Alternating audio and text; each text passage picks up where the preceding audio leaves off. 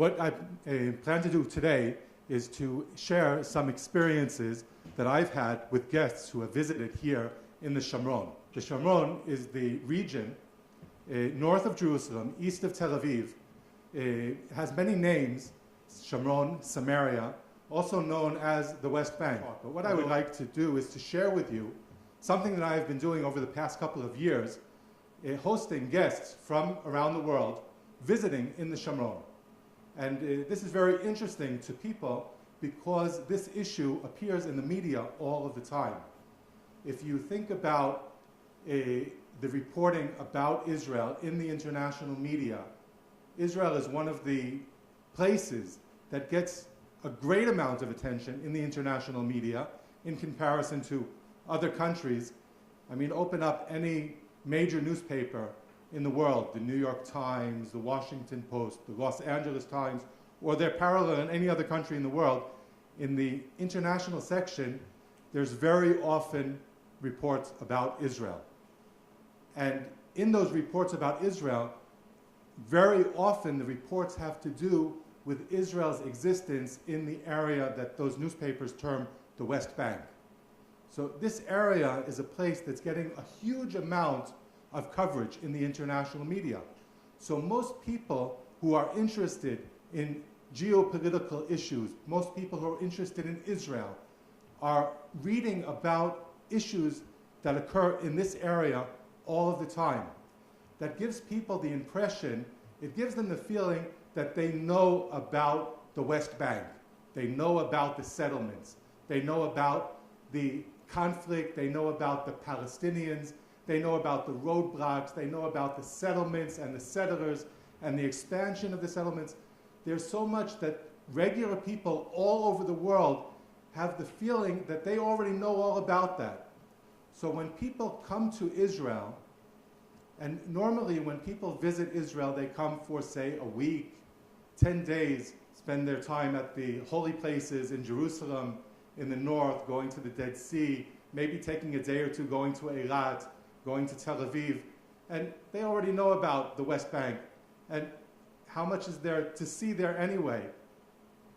And what I've experienced over the past couple of years, being a host, taking people out to visit here, to see the reality on the ground, I've seen that at every different stop where I take my guests, people say, wow, I didn't realize that.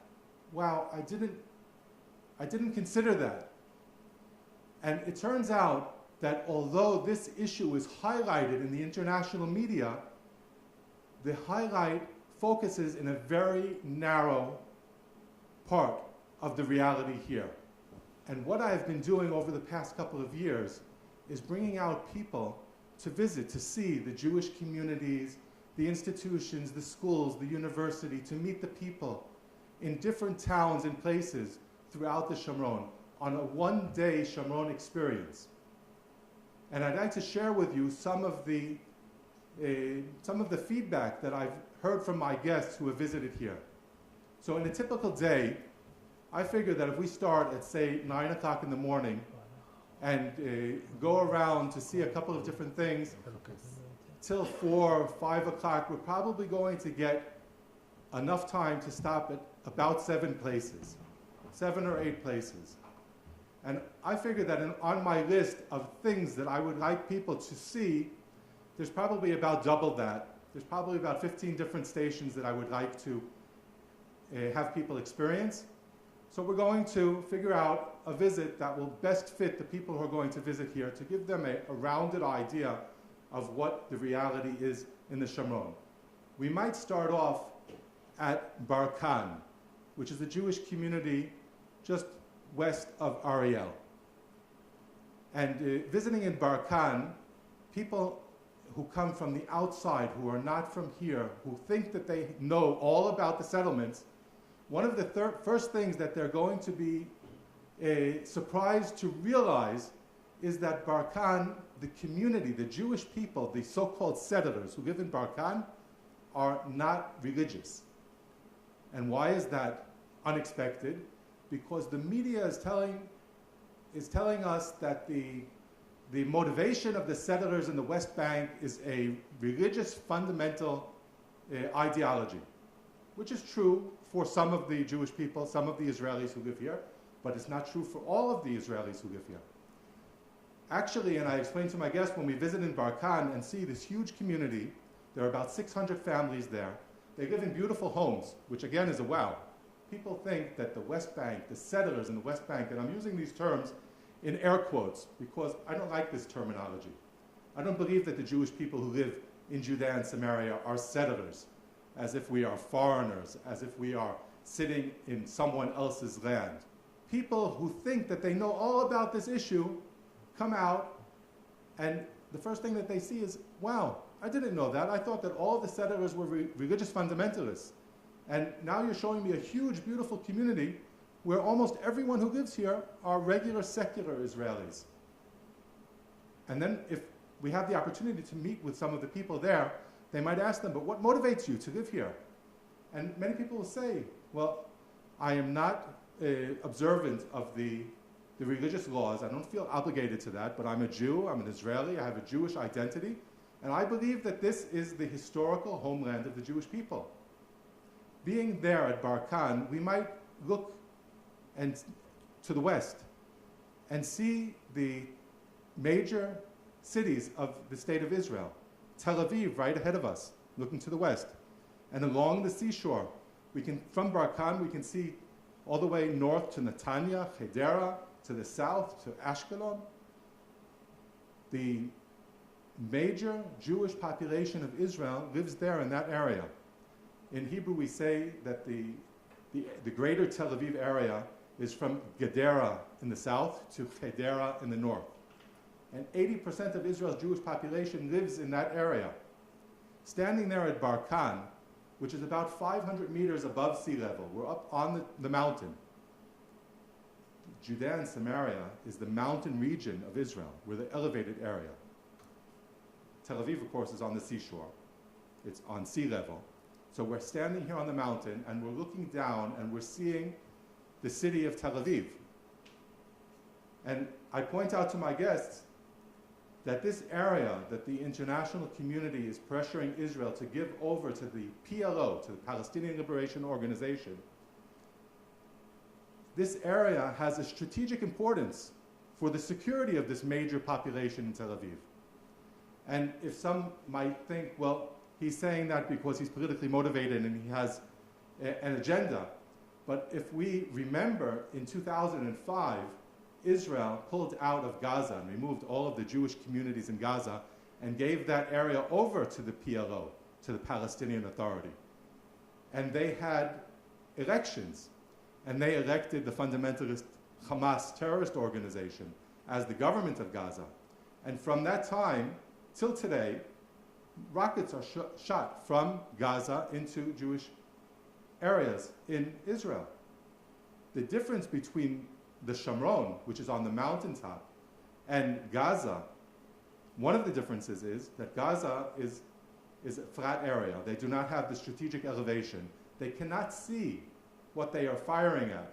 They can aim and fire and hit or miss. But if Israel were to repeat that scenario here in the Shamron, in the Samaria, to give over this area, to pull out Israel's control of this area, then those same terrorist movements could use the strategic elevation and could shoot rockets into Israel's major population in Tel Aviv, and they could see what they were aiming at, and they could see if they were hitting. And they could close down Israel's international airport at Ben Gurion. Talk about Israel being isolated. The main agenda of bringing people out to see the reality on the ground is for people to see, to experience this for themselves, just to understand the reality. We would go on from the town of Barkan into the industrial park. There's an industrial park at Barkan. There are about 160 factories that employ about 7,000 people, of which about 60% are non-Israeli Palestinians. Now, people hear about the BDS. There's a movement that calls on boycott of Israel in order to punish Israel for being in the West Bank, for being in Judea and Samaria, So people get the impression from BDS that the Palestinians are being oppressed by the settlements, by the Jewish existence in Judea and Samaria. But when we visit the Barkan Industrial Park and go into a factory and realize that Palestinian non-Israelis are working in Israeli factories and receiving Israeli benefits, Israeli salaries, and so forth, there's actually benefit that is coming from this same infrastructure to the entire population, Jews and Arabs alike.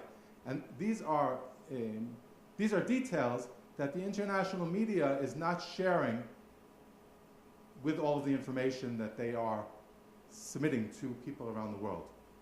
We would go to Ariel and visit the university in Ariel to see a major educational institution with 14,000 students that come from all over the country. The student population of Ariel is totally diverse and represents all parts of Israel's society. Again, something that the media is not sharing. I had one guest who visited me, a young woman from a Jewish community in New Jersey. She contacted me through Facebook, and she said, "You seem to be an interesting guy. I write for a publication for the Jewish community, and I would like to interview you."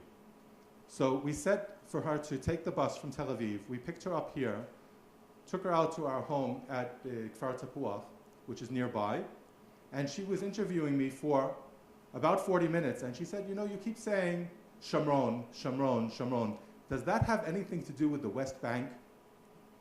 And then I realized that this young woman who is educated and she's been involved in the Jewish community for her whole life didn't realize that the West Bank and the Shamron are the same.